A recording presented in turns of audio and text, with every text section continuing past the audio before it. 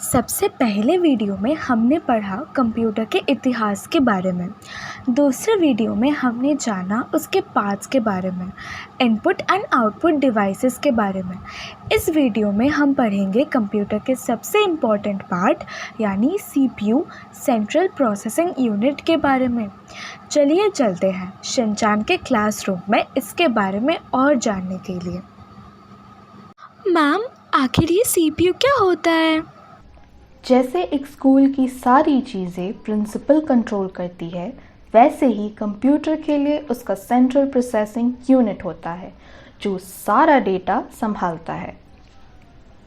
जैसे exam time में तुम लोग के सारे आंसर्स, फॉर्मूले, डायग्राम्स ब्रेन में स्टोर होते हैं, वैसे ही कंप्यूटर का सारा डेटा यानी कि फ़ोटोज़, वीडियोज़, डॉक्यूमेंट्स मिलके जिसे डेटा बोलते हैं वो CPU में स्टोर होता है और सही समय पर हम उसका इस्तेमाल करते हैं।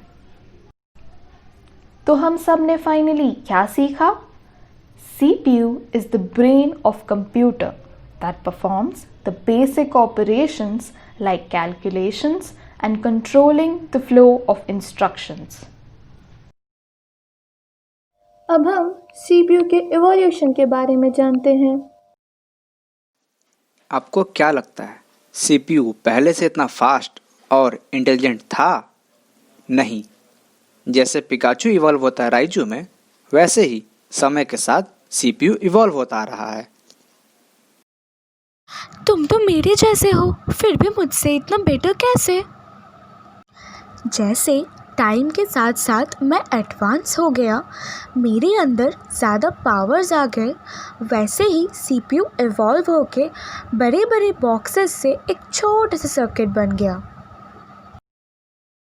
1973 से लेकर तरह तरह के प्रोसेसर्स आते रहे। CPU में डेटा को प्रोसेस करने को हम प्रोसेसर कहते हैं और हर मॉडल पहले से बेहतर होते गए। फिर आखिरकार 2017 में सबसे आधुनिक प्रोसेसर आया जो हम अब इस्तेमाल करते हैं।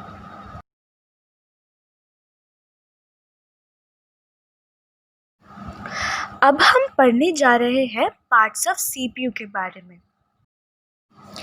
अरे कहाँ जा रहे हो?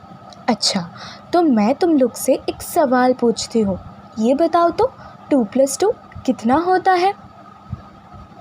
कैलकुलेट किया? कैसे कैलकुलेट किया? वैसे ही ना जैसे हमारा CPU करता है। क्या तुम्हें पता है CPU के 2 पार्ट होते हैं, ALU और CU।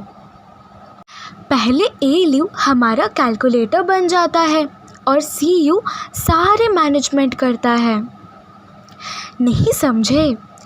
ALU यानी कि अरिथमेटिक एंड लॉजिक यूनिट जो CPU की कैलकुलेशन में मदद करता है और CU यानी कि कंट्रोल यूनिट जो आंसर को रीड करके दिखाता है। That wasn't very difficult, right? हमने आधा रास्ता कितनी आसानी से पार कर लिया। अब आगे चलते हैं इसकी मेमोरी यूनिट की तरफ। वाओ, सबके लिए तालियां। आपने बहुत अच्छा किया अभी तक। मज़ा आया ना सबको CPU के बारे में जानकर? चलो अब चलते हैं डोरेमोन और उसके दोस्तों के पास। वो हमें बताएंगे कि ये कंप्यूटर इतनी सारी बातें याद कैसे रखता है। डोरेमोन, मुझे बताओ ना, ये कंप्यूटर मेमोरी क्या होता है? आराम से नोबिता, मैं तुम्हें कंप्यूटर का मेमोरी यूनिट दिखाता हूँ। ये देखो नोबिता, ये है मेमोरी यूनिट जहाँ पे हम कंप्यूटर की मेमोरी स्टोर करते हैं। डोरेमोन, ये कितना अच्छा गैजेट है। जानते हो नोबिता, जैसे हमारे ब्रेन में मेमोरी होती है, वैसे ही कंप्यूटर के पास भी एक मेमोरी होती है जो सारी इन्फॉर्मेशन स्टोर करता है, जैसे कि फ़ोटोज़, वीडियोज़, फाइल्स और भी बहुत कुछ। इसे हम स्टोरेज यूनिट या मेमोरी यूनिट भी कहते हैं। मैं भी एक कंप्यूटर के जैसा ही वर्क करता हूँ। अच्छा, तो इसके बारे में बताओ ना डोरेमोन, मुझे भी ऐसा ही एक मेमोरी गैजेट दो ना।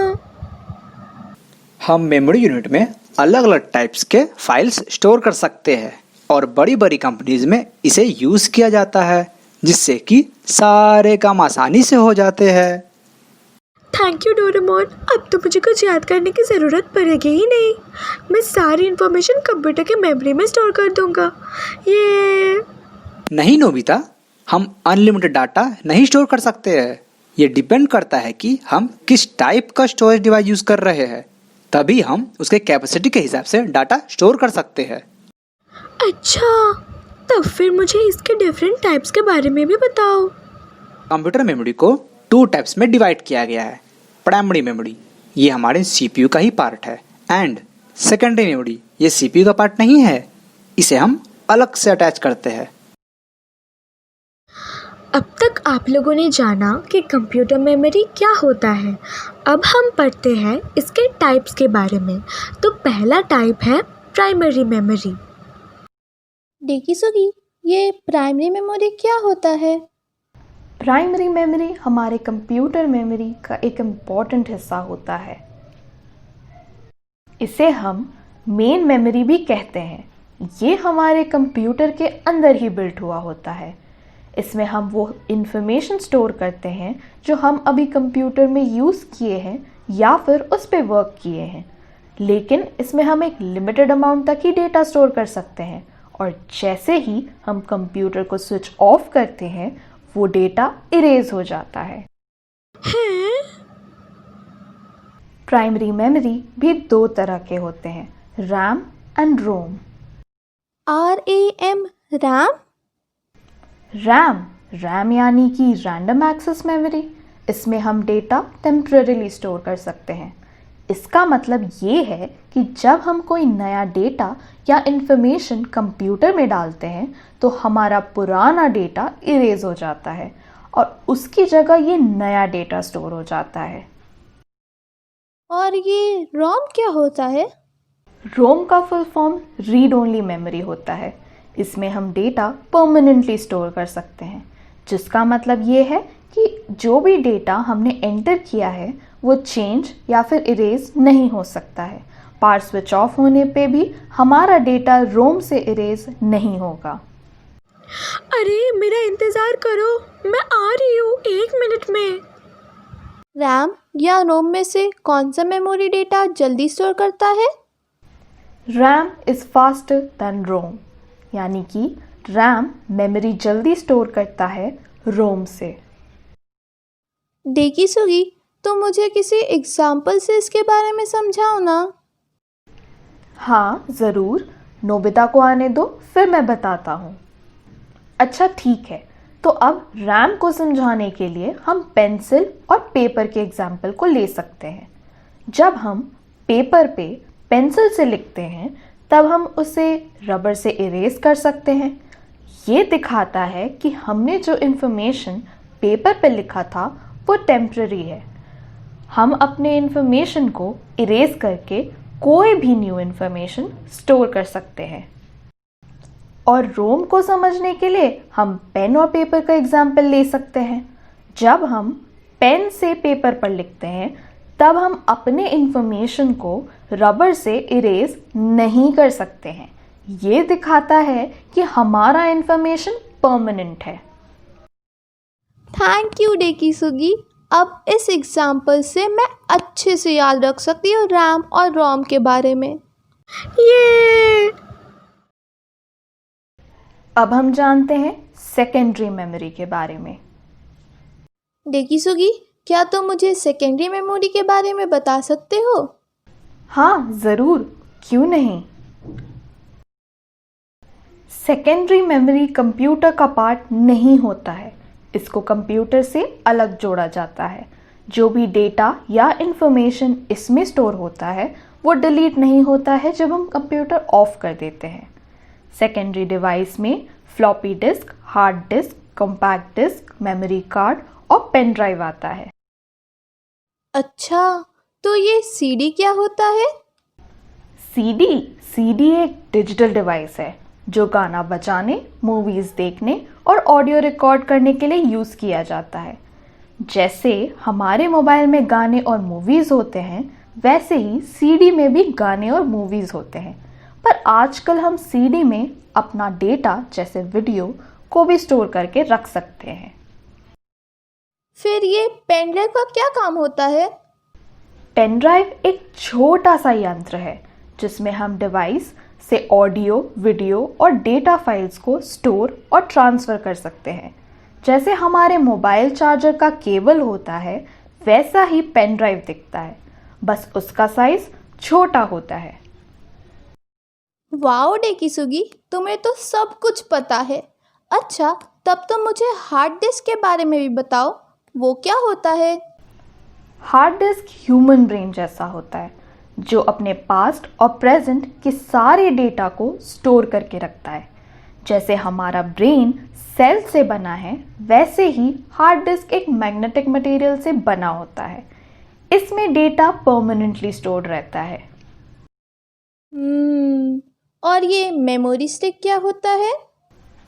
मेमोरी स्टिक को मेमोरी कार्ड भी बोला जाता है और ये हमारे मोबाइल या तो कैमरा में यूज़ किया जाता है। ये भी एक प्रकार का स्टोरेज डिवाइस है जिसमें हम डेटा स्टोर कर सकते हैं। इन्हें फ्लैश कार्ड्स भी बोलते हैं। ये डिफरेंट स्टोरेज मेमोरी में आते हैं, जैसे कि 64 GB या 128 GB या तो 32 GB। अरे हाँ, डरो नहीं, हम GB के बारे में भी आगे जानेंगे। ओह अच्छा, तब तो मुझे स्मार्ट कार्ड के बारे में भी बता दो। जब हम ATM से पैसे निकालने जाते हैं तब हम एक कार्ड यूज़ करते हैं जिसको मशीन में इंसर्ट किया जाता है। उसी कार्ड को हम स्मार्ट कार्ड बोलते हैं। इस कार्ड में एक चिप होता है जो प्रोसेस होके हमें ATM मशीन से पैसे देता है। थैंक यू डेकिसुगी, अब मुझे सारे सेकेंडरी डिवाइसेस के बारे में पता चल गया। चलो अब हम पढ़ते हैं बिट्स एंड बाइट्स के बारे में। मेमोरी यूनिट्स हमें बताते हैं कि हम कितना डेटा मेमोरी डिवाइसेस जैसे SD कार्ड या फिर पेन ड्राइव में स्टोर कर सकते हैं। मेमोरी यूनिट का सबसे छोटा यूनिट होता है बिट, उसके बाद बाइट आता है। 1 बाइट 8 बिट्स के बराबर होता है। जैसे मैंने बोला कि मेमोरी के बहुत यूनिट्स होते हैं, तो चलिए देखते हैं कि मेमोरी के आखिर क्या क्या यूनिट्स होते हैं। KB मतलब किलोबाइट, MB मतलब मेगाबाइट, GB मतलब गीगाबाइट और भी बहुत यूनिट्स होते हैं जो आप बाद में पढ़ेंगे। जैसे 1 बाइट 8 बिट्स के बराबर होता है, वैसे ही बाकी मेमोरी यूनिट्स के बीच भी रिलेशन होते हैं। जैसे कि 8 बिट्स 1 बाइट के बराबर होता है, 1024 बाइट्स 1 KB के बराबर होता है, 1024 KB 1 MB के बराबर होता है और 1024 MB 1 GB के बराबर होता है। अब जैसे आप सब अपने एग्ज़ाम्स के पहले रिवीजन करते हैं, वैसे ही चलिए हम भी रिवीजन करते हैं और जानते हैं कि आपको क्या क्या याद है। हमने सबसे पहले CPU के बारे में पढ़ा था। CPU का full form central processing unit होता है। इसे ब्रेन ऑफ द कंप्यूटर भी बोला जाता है। डेस्कटॉप CPU से लैपटॉप CPU का सफ़र प्रोसेसर के इवोल्यूशन से हुआ। जैसे पहले हमने देखा CPU के 2 पार्ट्स होते हैं, ALU एंड CU। ALU सारे अर्थमेटिक ऑपरेशंस जैसे एडिशन, सब्सट्रैक्शन, मल्टीप्लिकेशन करता है एंड CU हमारे दिए हुए इंस्ट्रक्शंस को कंट्रोल करता है। फिर हम पढ़े थे मेमोरी यूनिट्स के बारे में। मेमोरी यूनिट्स डाटा स्टोर करने के लिए काम आता है। ये 2 टाइप के होते हैं, प्राइमरी और secondary memory units. Primary memory एक टेम्पररी मेमोरी होता है जिसे हम डायरेक्टली CPU से एक्सेस कर सकते हैं और ये 2 टाइप के होते हैं, रैम एंड रोम। रैम एक वोलेटाइल मेमोरी है एंड रोम एक नॉन वोलेटाइल मेमोरी है। फिर हमने पढ़ा था सेकेंडरी मेमोरी के बारे में। ये एक परमानेंट मेमोरी होता है जो कंप्यूटर के मेमोरी से अलग रहता है। और आप में से बहुत बच्चों को याद भी होगा कि सेकेंडरी डिवाइसेस कौन कौन से होते हैं। चलो याद नहीं तो फिर से बताते हैं। सेकेंडरी डिवाइसेस होते हैं CD, pen drive, hard disk and memory card. जैसे हम एग्जाम्स के पहले नोट्स बनाते हैं ताकि हम सब समझ के याद कर सके, वैसे ही ये कंप्यूटर मेमोरी का फ्लो चार्ट है। और अब आते हैं लास्ट टॉपिक पे, जो था बिट्स एंड बाइट्स। BIT सबसे छोटा यूनिट है मेमोरी का और 8 बिट्स 1 बाइट के बराबर होता है। क्या सबको समझ आ गया ना सेंट्रल प्रोसेसिंग यूनिट यानी कि CPU के बारे में? आज हमने जितना भी पढ़ा सबको समझ आ गया ना? चलो अब एक क्विज करते हैं और देखते हैं कि किसके कितने आंसर्स सही होते हैं। तो ये था हमारा इंट्रोडक्शन टू CPU। तो हमारा फर्स्ट क्वेश्चन है, how many bits does a kilobyte have? Option 1 1024 bits, option 2 4048 bits, option 3 8192 bits या ऑप्शन 4 6024 बिट्स। क्या आपने गेस किया इसका आंसर? हाँ, एकदम सही गेस किया सबने। इसका जवाब है 8192 बिट्स। हमें पता है कि 8 bits is equal to 1 byte और 1 byte is equal to 1024 KB। तो 1 KB is equal to 8 multiply by 1024, जो कि होता है 8192 बिट्स। अब हम देखते हैं second question. USB type storage device is option 1 auxiliary, option 2 tertiary, option 3 primary या ऑप्शन 4 सेकेंडरी। बिल्कुल सही सोचा आपने। इसका सही जवाब है सेकेंडरी। USB टाइप के स्टोरेज डिवाइसेस को हम सेकेंडरी स्टोरेज डिवाइसेस कहते हैं, जिनका स्टोरेज कैपेसिटी बहुत कम होता है और ये CPU से अलग से अटैच होते हैं। नेक्स्ट क्वेश्चन है, CPU stands for option 1 central processing unit, option 2 control processing unit, option 3 call processing unit या ऑप्शन 4 कॉस्ट प्रोसेसिंग यूनिट। इसका आंसर तो सबको ही पता होगा, है ना? CPU का फुल फॉर्म है सेंट्रल प्रोसेसिंग यूनिट। चलिए अब हम नेक्स्ट क्वेश्चन देखते हैं। RAM is a memory, option 1 volatile memory, option 2 non volatile memory, option 3 long memory या ऑप्शन 4 शॉर्ट मेमोरी। क्या इसका जवाब किसी को पता है? So the correct answer is volatile. इसका मतलब है कि हम जो भी इंफॉर्मेशन स्टोर कर रहे हैं वो टेम्पररी है, इसलिए रैम को हम वोलाटाइल मेमोरी कहते हैं। आप लोगों की इतनी अच्छी परफॉर्मेंस देखने के बाद सबके लिए तालियां तो बजनी चाहिए।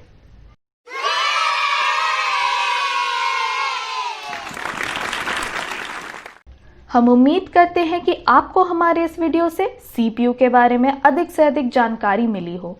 अगर आपको हमारा वीडियो पसंद आया हो तो प्लीज़ इस चैनल को सब्सक्राइब कर दीजिए YouTube पे। अगर कोई भी सवाल आपको पूछना है तो नीचे कमेंट सेक्शन पे पूछ सकते हैं और हम जल्द से जल्द आपके सारे सवालों का जवाब देने की कोशिश करेंगे। धन्यवाद।